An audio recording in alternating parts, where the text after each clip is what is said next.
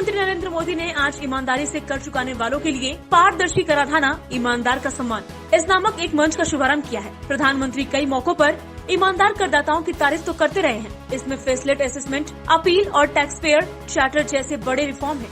Faceless assessment और tax payer charter आज से ही लागू हो गए हैं। फेसलेस अपील 25 सितंबर यानी दीनदयाल उपाध्याय जन्म दिवस से ही देश भर में लागू हो जाएगी।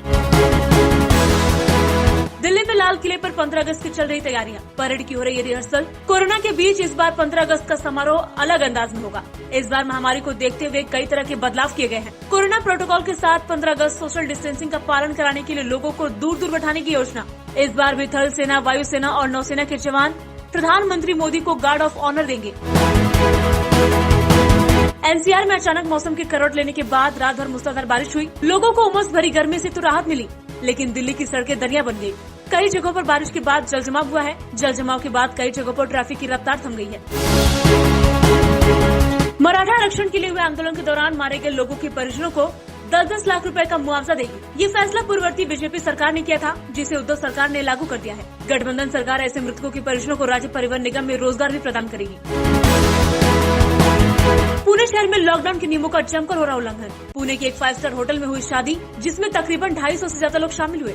शादी में शामिल होने वाले 25 लोग कोरोना पॉजिटिव और 2 लोगों की मौत। इस मामले में येरवाड़ा पुलिस ने 2 लोगों पर मुकदमा दर्ज किया है। महाराष्ट्र में कोरोना वायरस के 12,700 नए केस, 13,408 लोगों को अस्पताल से मिली छुट्टी। महाराष्ट्र में कोरोना वायरस संक्रमण के मामले कम होने का नाम नहीं ले रहे। स्वास्थ्य विभाग की ओर से दी गई जानकारी के मुताबिक राज्य में बुधवार को कोरोना वायरस संक्रमण के 12,712 नए मामले सामने आए हैं। इसी के साथ राज्य में कोरोना वायरस संक्रमण के कुल मामलों की संख्या 5,48,313 हो गई है। एनसीपी के नेता और डिप्टी सीएम अजित पवार के बेटे पार्थ पवार पर भड़के शरद पवार। अयोध्या में राम मंदिर के भूमि पूजन का समर्थन करके पार्थ पवार ने किया पार्टी के विरोध में काम। गुस्से में नजर आए एनसीपी प्रमुख शरद पवार। कहा कि वे पार्थ की इस मांग को कौड़ी भर भी तवज्जो नहीं देंगे। इस बात से पवार परिवार में एक बार फिर से टकराव दिखाई देने से सियासी चर्चा शुरू हो गई है।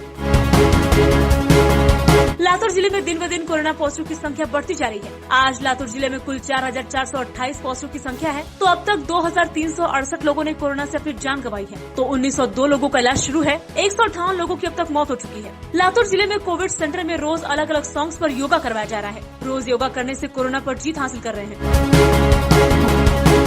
पूरे शहर में कोरोना से ठीक होकर घर लौटने वाले मरीजों की संख्या दिन ब दिन बढ़ रही है, जिसके कारण कई कोविड सेंटर में काफी कम मरीज दिखाई दे रहे हैं। कई मरीजों में लक्षण न होने पर उन्हें घर में क्वारंटाइन किया जा रहा है, जिससे पुणे पालिका ने 8 कोविड सेंटर बंद करने का फैसला किया है। पुणे शहर में कुल 21 करोड़ सेंटर बनाए गए थे। काफी सेंटरों में अब 50% से कम मरीज दिखाई दे रहे हैं।